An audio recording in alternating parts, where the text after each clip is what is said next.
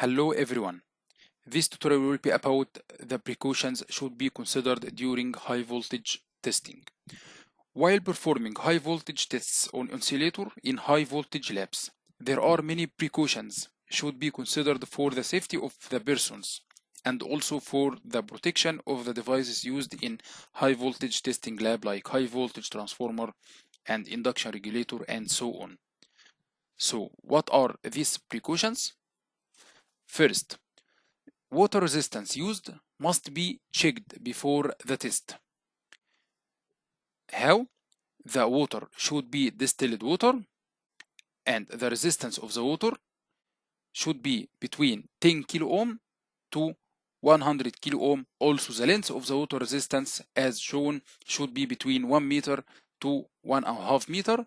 This is to avoid the flashover between the terminals of the water resistance.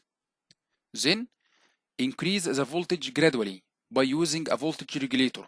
The rate of changing of the voltage should be about 2 kV per second to avoid the surge currents. Also for an accurate measurement of the breakdown voltage of the insulator. Interlock switch should be placed at the door of the cage to prevent the test operation before the cage is closed. This is done to ensure that nobody is inside the cage when the test operation is on. This is done for the safety of persons. Also, earthing electrode should be used to discharge static charges on electrodes after ending the test. After ending the test, there may be static charges on the high voltage electrode due to the high voltage that was subjected to this electrode. To discharge these static charges, earthing electrode should be used to discharge these static charges.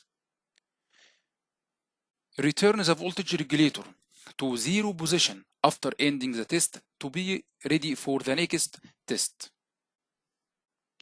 When breakdown occurs, disconnect the circuit immediately using the circuit breaker to interrupt the circuit and interrupt the short circuit current. The upcoming precautions for testing insulating gases like air.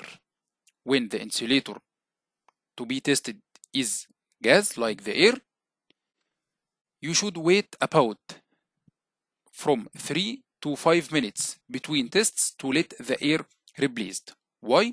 Because when the breakdown occurs in the air between the two electrodes, as we see, this is the breakdown. As we see, the air between two electrodes get ionized. So you should wait from 3 to 5 minutes to let the air replaced and this air to be ready for the next breakdown test.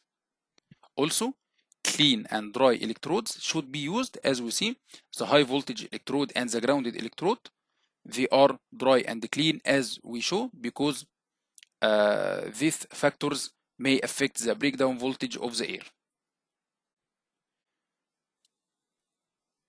For testing insulator liquids like oil, as we shown,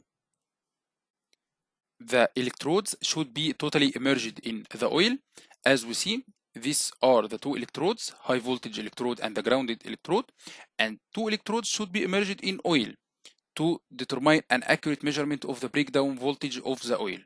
Also, the oil vessel should be also dry and clean, as we see, because these side factors may affect the breakdown voltage of the insulator.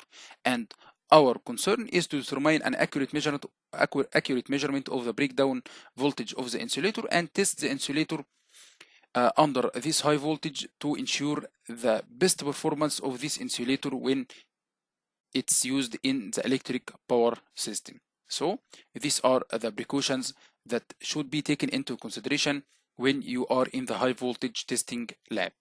Thank you and see you in the next lectures.